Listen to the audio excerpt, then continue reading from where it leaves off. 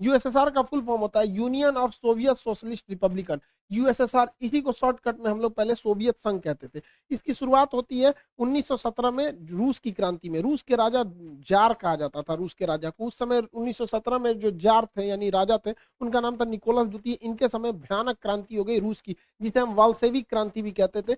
और इस क्रांति का जो नायक था वो लेनिन था। लेनिन जर्मनी में एग्जाइल पे था, वापस वो आ गया यहाँ पर, इस क्रांति को बहुत आगे बढ़ावा ले गया। और इस क्रांति के फलस्वरूप रूस जो था एक संगठन बनाया जिसका नाम रखा गया सोवियत संघ। और सोवियत संघ की स्थापना यानी यूएसएसआर की स्थापना 1922 में हो गई थी। और यह सबसे बड़ा देश बना और इसमें 15 छोटे छोटे देश मिलकर एक विशाल खंड का निर्माण करते थे, जिसमें यूक्रेन भी 1922 में यूएसएसआर में शामिल हुआ था, जो अलग हुआ 1991 में अलग हुआ था।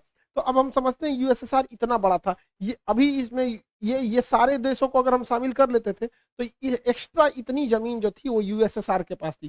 टूटने के बाद, ये 15 देश टूटने के बाद भी 70% एरिया बच गया रूस के पास। यूएसएसआर ज्यादा समय तक नहीं चल पाया था और रूस 15 देशों में टूट गया। Kazakhstan, Kyrgyzstan, Tajikistan, Turkmenistan, Uzbekistan, Georgia, Armenia, Azerbaijan, Estonia, Latvia, Lithuania, Ukraine, Moldova, Belarus और रूस। 15 देश टूट गया, 15 हो गया, आप गिनते रहिएगा। यहीं से टूटा यूक्रेन। 15 देशों में एक यूक्रेन भी था जो इसमें से अलग हो गया था। 1991 से 2014 तक यूक्रेन में सब कुछ ठीक चल रहा था। जब 1991 में यूक्रेन अलग हुआ था और वहां से लेके 2014 तक में सब ठीक ठाक चल रहा था। 14 में क्या हुआ, यहाँ के एक जो राष्ट्रपति थे उनका नाम था पेट्रो यानुकोविच। ये जो थे ये रूस के समर्थक थे। रूस कह रहा था कि तुम यूक्रेन को यूरोपीय यूनियन में शामिल मत करो, क्योंकि अमेरिका की एक चाल है, इन यूरोपीय यूनियन में शामिल करता है उसके बाद उनको नाटो का सदस्य बना लेता है। नाटो के जितने देश हैं वो किसी भी देश को मिलकर मारते हैं। अब उसमें सारे खतरनाक खतरनाक देश है, जैसे उसमें इंडिया, चाइना, जापान, पाकिस्तान इस साइड वाले नहीं है, ज्यादातर यूरोप और अमेरिका वाले। उसमें फ्रांस भी आ जाता है, ब्रिटेन भी आ जाता है, अमेरिका, इटली, ये सब आ जाते हैं। तो यूरोपीय यूनियन में रूस ने मना किया यूक्रेन को जाने के लिए। हालांकि पेट्रो जो थे रूस के समर्थक थे, लेकिन जनता चाहती थी वो यूरोपीय यूनियन में जाए। ये लास्ट मोमेंट पर पेट्रो ने अपना डिसीजन बदला, जिस वजह से यूरोपीय यूनियन में शामिल कराने वाली जनता जो थी वो यूक्रेन के राष्ट्रपति का विरोध कर दी, जिस वजह से ये 2014 में भाग के यूक्रेन में चले गए, रूस में चले गए। और यहाँ एक सरकार आई जो इसे यूरोपीय यूनियन में शामिल कराने के लिए हामी भर दी, जिससे रूस नाराज होकर यूक्रेन का निचला भाग क्रीमिया अपने हमला करके ले लिया। इससे फायदा क्या हुआ रूस को कि ये एजोव सागर पर कंप्लीट कब्जा हो गया रूस का, अपनी नौसेना से कब्जा कर लिया क्रीमिया का। क्रीमिया पर कब्जा जब हुआ 2014 में तो पूरी दुनिया देखते रह गई, किसी ने कुछ भी नहीं किया रूस के खिलाफ, और इस क्रीमिया द्वीप पर कब्जा हो गया। और नीचे जो काला सागर है, क्रीमिया के नीचे जो सागर है काला सागर, यहाँ पर इजिली रूस का वर्चस्व स्थापित हो गया। उस समय भी पश्चिमी देश रूस पर प्रतिबंध लगा रहे थे और दुनिया के जो 8 शक्तिशाली अर्थव्यवस्था वाले देश हैं जिन्हें G8 कहा जाता है, नक्शा से देखेंगे तो आराम से याद हो जाएगा। बीच में 4 देश याद रखिएगा, ब्रिटेन, फ्रांस, जर्मनी, इटली, ये याद रहेंगे, Britain, France, Germany, Italy. Europe में यही 4 फेमस देश है, ब्रिटेन, फ्रांस, जर्मनी, इटली। 2 ऐसे हो, 4 ऐसे हो गया, 2 इधर से रूस, जापान, और 2 इधर से कनाडा और अमेरिका। कनाडा, अमेरिका, रूस, जापान, और बीच में जर्मनी, यहाँ पे इटली, ब्रिटेन, फ्रांस, ये 8 देश थे G8। इसमें से 2014 में रूस को बाहर निकाल दिया सब, तो G8 जो था वो बच गया G7। तो G8 अब नहीं रहा, क्रीमिया की वजह से ही, यूक्रेन की वजह से ही ये मामला अभी आपको समझ में आ रहा होगा कि ऐसा विवाद हो रहा है। ये चलते आ रहा है, 2014 से ही चलते आ रहा है। तो वो हो गया G7 हो गया, जिसमें से रूस को बाहर निकाल दिया। उसके बाद 2015 में मिन्स्क एग्रीमेंट साइन किया गया। इस एग्रीमेंट में यूक्रेन ने कहा कि भैया हम लोग अब लड़ाई झगड़ा नहीं करेंगे। यूक्रेन भी ध्यान रखेगा कि यूरोप तथा अमेरिका का प्रभाव यूरोप में बढ़ने न दे। लेकिन सब गड़बड़ कब हो गया, जब यूक्रेन ने 2017 में कहा कि वो नाटो ज्वाइन करना चाहता है। नाटो का फुल फॉर्म होता है नॉर्थ अटलांटिक ट्रीटी ऑर्गेनाइजेशन। इसका स्थापना 1949 में हुआ था। वर्तमान में इसमें 30 देश आ गए हैं और ये 30 शक्तिशाली, कनाडा है, America, Britain, France, Italy, Germany, ये जितने खतरनाक देश हैं सब हैं। और ये मेनली रूस को काउंटर करने के लिए। और इस नाटो का आर्टिकल संख्या 5 कहता है कि नाटो के 30 देश किसी को मारे कोई दिक्कत नहीं है, लेकिन इन 30 में से किसी एक को अगर कोई दूसरा देश मारेगा तो 30 मिल के मारेंगे। अब बताइए, यूक्रेन अगर नाटो का सदस्य बन जाएगा तो नाटो के नियम के अनुसार जो भी नाटो का सदस्य है वहां किसी भी देश की सेना आपस में वहां जा सकती है। तो यूक्रेन जिस दिन नाटो का सदस्य बनेगा, अमेरिका की सेना यूक्रेन में भी आ सकती है।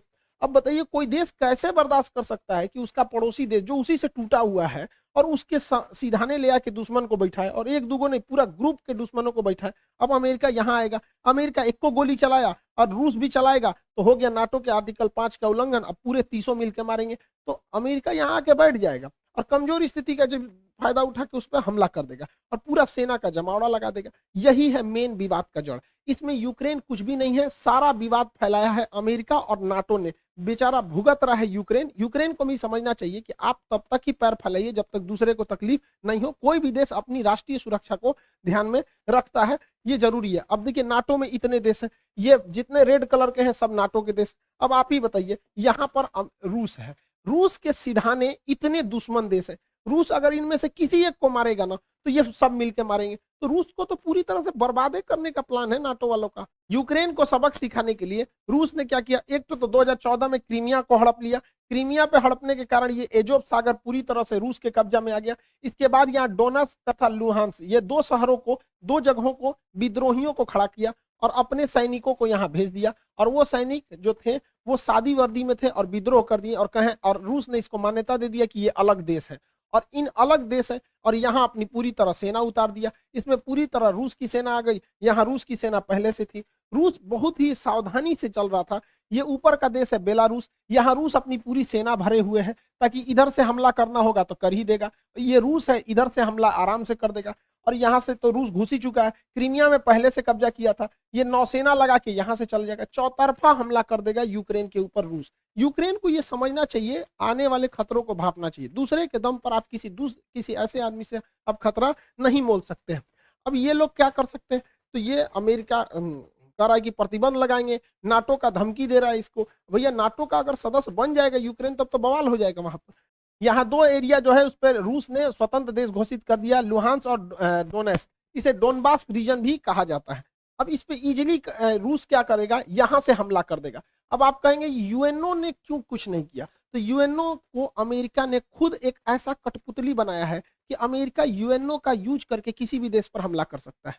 आज उसी का फायदा रूस उठा लिया। कैसे उठाया समझिए ध्यान से। यूएनओ का एक नियम है, आर्टिकल नंबर 7। आर्टिकल 7 कहता है कि कोई देश किसी दूसरे देश पर हमला नहीं कर सकता है, लेकिन अगर कोई देश से कोई छोटा सा राज्य टूटकर अलग होना चाहता है तो उसे स्वतंत्रता है, और अगर वह देश उस पर अत्याचार कर रहा है तो पड़ोसी उस पर मदद के लिए जा सकता है। नहीं समझे, अब समझिए कैसे होता है। ये रूस ने इन दो देशों को मान्यता दे दिया कि ये अलग देश है, अलग देश है। और आर्टिकल 7 यूएनओ का कहता है कि किसी भी देश की मदद के लिए दूसरा देश आ सकता है। तो यहाँ पर स्वतंत्र देश की मान्यता दे दिया, यहाँ किसी को प्रधानमंत्री राष्ट्रपति बैठा दिया और उसने लेटर लिख दिया किसको, रूस के राष्ट्रपति को, कि हमें सैन्य मदद दीजिए। और इसके सैन्य मदद के आधार पर इस पर हमला कर दिया यहाँ पर, और कह रहा है ये स्पेशल मिलिट्री ऑपरेशन है। युद्ध है नहीं, ये स्पेशल मिलिट्री ऑपरेशन है। यही तो किए थे अमेरिका ने अफगानिस्तान में, यही तो अमेरिका ने किया था इराक में, यही तो अमेरिका ने माली में किया, यही अमेरिका ने सीरिया में किया, यही अमेरिका ने लीबिया में किया, यही अमेरिका मिस्र में किया था, यही अमेरिका वियतनाम में किया था, यही अमेरिका कोरिया में किया था। तो जब अमेरिका करेगा तो गलत नहीं है, रूस कर दिया तो गलत है। यहाँ पर आर्टिकल 17, यूएनओ में कोई भी चीज बर्बाद, यूएनओ क्या कर पाएगा। एंटोनियो गुटेरेस फिलिस्तीन पिटाता है, क्या कर लेते हैं, कुछ नहीं। कश्मीर का मुद्दा आज तक अटका हुआ है, क्या कर लिया इन लोगों ने। तालिबानी जब अफगानिस्तान में आतंक मचा रहे थे, क्या कर लिया इन लोगों ने। ये कुछ भी नहीं है, यूएनओ मतलब कुछ नहीं, तमाशा है। अमेरिकी खुफिया एजेंसी सीआईए कह रही थी कि 16 फरवरी को सुबह 5 बजे रूस यूक्रेन पर हमला कर देगा। अरे बैल है ये रूस, जब तो बता के हमला करेगा उस दिन हमला